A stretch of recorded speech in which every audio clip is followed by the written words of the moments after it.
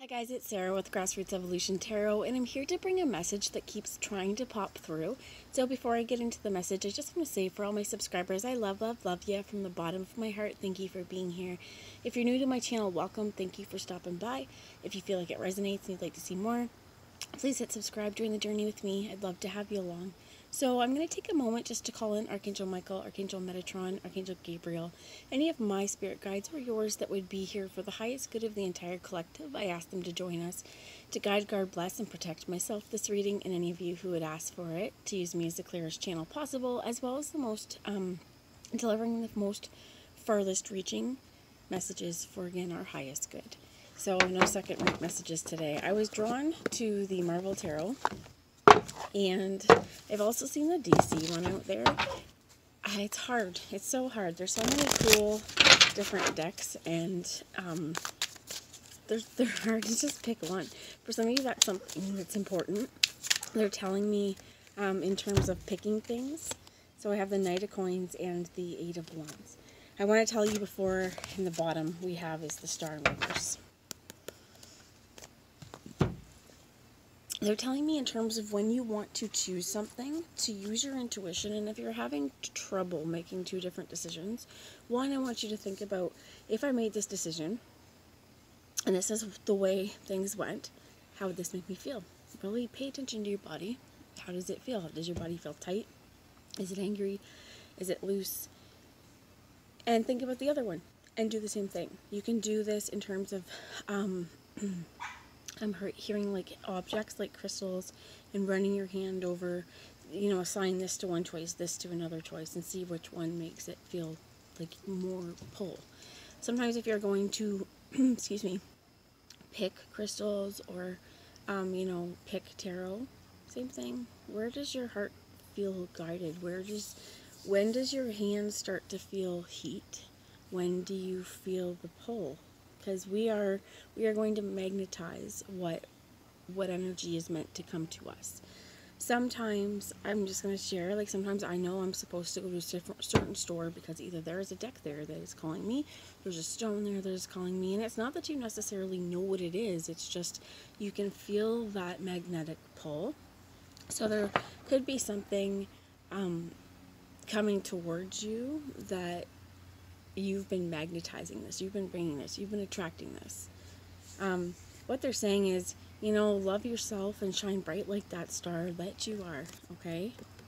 So I'm going to actually take a quick message from the book on the Eight of Wands, because this can be, somebody on Earth sign with this Knight of Coins kind of coming in with some kind of, I heard offer or communication, but that Eight of Wands is something very, very quick, and this is again that magnet. Once they attract, right? It's a very, very quick thing.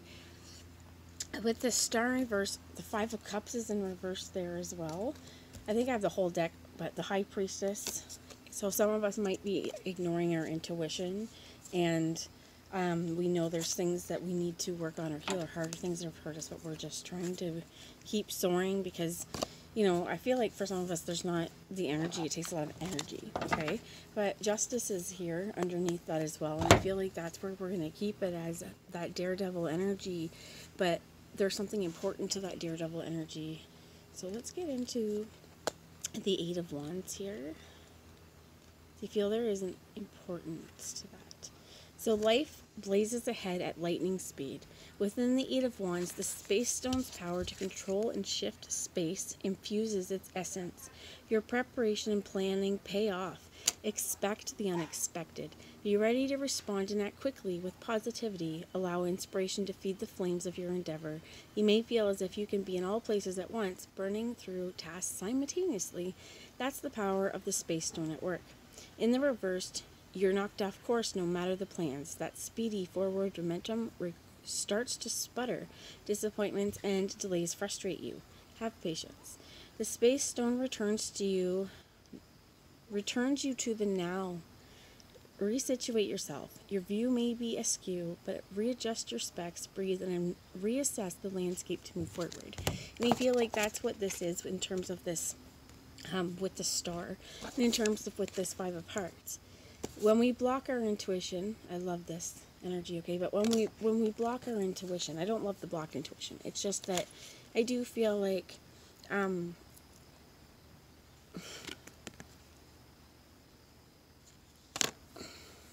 what I heard is holding the scepter for some of you. Okay, that's what also come in with this at the Five of Cups, because that was an incredibly cool message. It's Five of Cups. The crescent dart. That is why I think it's so powerful. The moon possesses two phases. One of bright reflection, one of dark absorption, transitioning through multiple phases night by night. Moon night, too, possesses many phases. The Five of Cups conjures disappointment, discontentment, depression, and despair, meaning managing life's multiple aspects is challenging, but it's transitionary. Reflecting on the past, how you can change, deepens sorrow. Reflecting on the past you can't change deepens sorrow. In the moon's reflection, you see your life as it is. Be courageous. Dive into your dark side, explore the deepest wounds, and begin healing. Learn from past mistakes and transition to the next phase. In the reverse, it says, bringing together all aspects of yourself is key for healing now. Facing your feelings, engaging with emotions, and processing the pain is necessary to move forward. Like Moon Night, your life's purpose can be resurrected once you've learned lessons from the past. And I feel like once you start really honing into your true essence, your understanding, this High Priestess energy as well, is once you start to trust your intuition as well. I feel like for some of you, what I heard is karmic justice, but for some of you, you're going to see in the 3D something, and somebody could tell you about something that's happened in the 3D that, really, shows you that you were right. Vulnerabilities at the bottom too. So let's see here, messages for anyone watching this.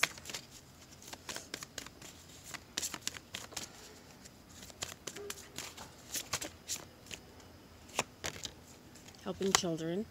Part of your life purpose involves teaching, guiding, and helping young people. And they're the next generation of people, right? For some of us, I think this is our children as well. We have speeches and speaking. Be careful how you talk to your babies. Be careful how you talk to the people around you. Especially, you are able to you're starting to set the tone for how people, especially if it's your children or the people close to you, in an influential way. We want them to feel loved, to feel supported, and it's the way that we talk to each other as well that's going to be really important. But it says you have important messages to deliver that can help others. For some of you, it may be really helpful especially that I'm hearing, like if you've suffered some sort of addiction or something like that, or mental health struggles, that you are able to kind of become like a motivational speaker or someone who can share and kind of help people move forward. Might be your real calling. Okay, one more message, please. This is from Archangel Gabriel. This could also be like, for some of you, what I heard is recognition. Okay, this is inner child stuff, so this could be for your own self. You may need to go into sort of visualization and imagine being that voice for yourself in places where you're still maybe holding guilt or resentment or not understanding, and you're about to see things in a new way. The Knight of Cups under here is, we're going to, especially if this is towards ourselves, or having a little compassion towards ourselves as well. And if you grew up in a household, or if you are around people who weren't loving, supporting, and you weren't getting those affirmations, those words of affirmations. For some of you, I heard is it could have been like mental, emotional, verbal abuse, that for some of you physical as well, that you've endured. And for some of you now, you're going to be able to speak up because you know that wasn't right, and you're going to speak up for the children around you and the children in your life, as well as, I feel like on a broader spectrum, whoever, if you resonate with that, like what I heard is Panther. But there's an importance there. Recognition, ask for what you want, let go. You and your accomplishments are receiving appreciation and honors. Clear communication with yourself, with God, and others help you avoid misunderstanding and speed up the process of unanswered prayers. And let go, release the desire to control the situation, and leave it up to God's infinite wisdom to resolve everything beautifully. I feel like for some of you guys, like I saw vulnerable here, and it just felt like it's going to be so important to allow your vulnerable feelings to be known, to be shown, to be truthful with yourself and vulnerable with yourself before anything else, because a lot of times I feel like if we wanted, we may have intimacy blocks or blocks with other people, but it really comes down to, my back hurts in here, but it really comes down to also like how we treat ourselves, right? How we speak to ourselves. Do we have compassion to ourselves? And moving forward. So for some of you, they want me to show you the bottom. Love heals fear. This is the unicorn, magical unicorn with Doreen Virtue. But the power of your love can help bullies and angry people be less afraid. And there's a cougar there. So I heard panther. We also have cougar, which are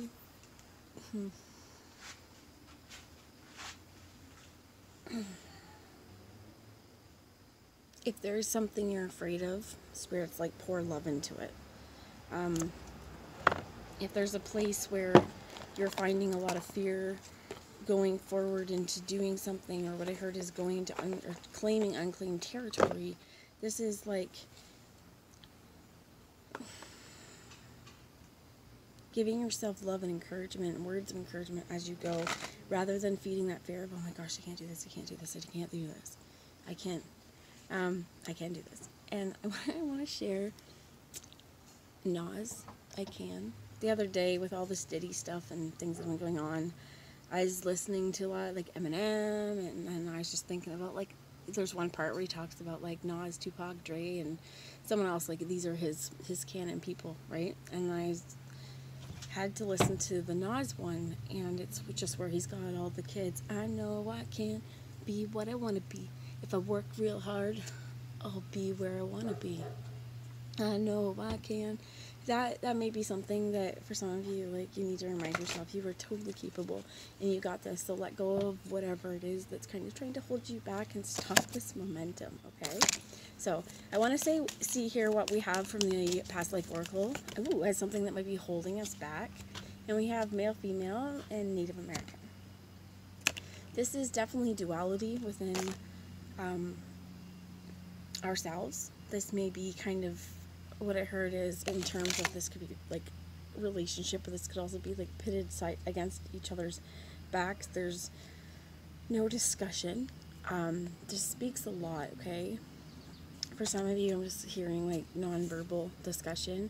For some of you, this also has to do with gender and gender roles. And I'm hearing like two-spirit in terms of like Native American and Native Canadian, or like if Aboriginal First Nations peoples, there were words, there was a word for those of us that were of both worlds, of both genders, of both, okay?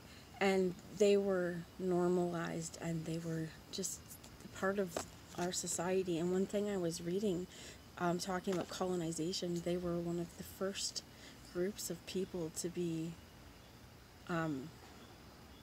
victimized by colonization.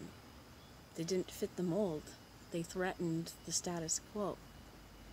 So for some of you, that may be something that is attached to this. For some of you, it is also because you may feel like a different perspective. I know for the longest time, I was a tomboy growing up. Okay, so male, female, like we have both of these aspects of in ourselves, right? But I loved wrestling. I liked digging in the sand. I would get in fist fights for, toys, fight with my brother. That was just who I was, that what we think of as a masculine, right, tomboy. However, it took a long time too to be able to wear dresses, and I've totally been able to accept my girly self, right? But I think that this is where sometimes, especially, we may feel like we've been pressured over the years to present ourselves in a certain way so that we were more able to fit in with people around us. I think also too, what I heard is like, okay, some of you guys may have felt like you were a man in a past life if you are currently a woman, or vice versa, right? If you are, a man, you may have felt like, you see things very, very clearly from a feminine perspective. And I feel like both ways this is like, because part of our past lives wants us to see First off, with Native American, that the gender roles that were created and that we are currently living with in Western society, these are social constructs. For those that were living in North America before, I heard conquistadors, before English, Spanish, French colonization, they had a different world. That what I heard is like, you know, I feel like I'm picking some of this up. I live in Canada, and the 30th, September 30th, is the National Day for Truth and Reconciliation, talking about residential schools and treatment of Indigenous peoples. And there are so many stories that need to be heard. And they need to be heard from both perspectives. And I feel like there's a lot of healing that can come from listening to what each other have to say, okay? So in terms of the Native American thing, though, this could have some of it is, I feel like, your religious beliefs, your understandings, your connection to the world around you. And I heard like peaceful tranquility for some of you. This could be like you currently are Native American. That runs through your blood. It could be that in a past life, this is where you've been. You could have a lot of understanding there. There are drumming circles as well, that there will be an importance of coming together in community and supporting the people that we love. I do feel like they're saying more, okay, and I'm sorry if I trigger anybody in terms of the Diddy stuff because it's coming back up, but I feel like the Me Too stuff, it's really important because this shines a huge light on things that happen in our world. It's not just sexual abuse towards women, which it's now showing another side of this, right? With everything coming out, with, that. Not only that, it's showing that, I think there's going to be a real opening up of repressed understandings and feelings because of the current, I heard, climate sphere going on in our world right now. So I'm going to leave it there, but I hope it resonates. I do just want to say that what I heard is make your story known. There's a real importance here, again, with speeches and speaking, of making your story known. So I'm going to leave you there because I have some neighbors that are going to be yelling, and it's time to end it. But I love you all. I do really feel like there's a place where, again, helping your inner child to understand that things were not right, and like that some of you may have been groomed for certain things, and at such a young age. Like, they're giving me lots of different examples, some sexually, some drug, to peddle drugs or to do certain things, right? That for some of us, what I'm hearing even is if we were treated really badly, and this comes down to how we speak to our children and how we speak to ourselves. If we were treated really badly, somebody who could come along when they're older is one step up. They're not a whole lot better, but they're getting into how we get stuck into negative relationships and connections, okay? So I want to look at the bottom of this, and we have orphan.